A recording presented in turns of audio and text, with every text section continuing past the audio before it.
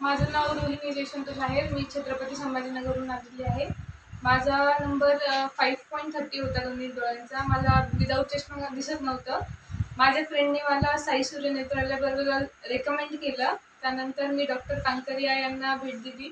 त्यांनी मला कॉन्टिला विजन याच्याबद्दल सांगितलं.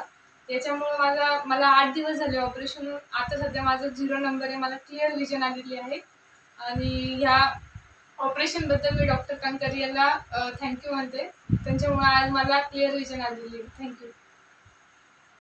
साई सूर्य नेत्र सेवा, नव्या युगाचा प्रकाश नवा, दृष्टीसुधेचा अनमोल ठेवू ठेवा, दृष्टीसुधेचा अनमोल ठेवू ठेवा.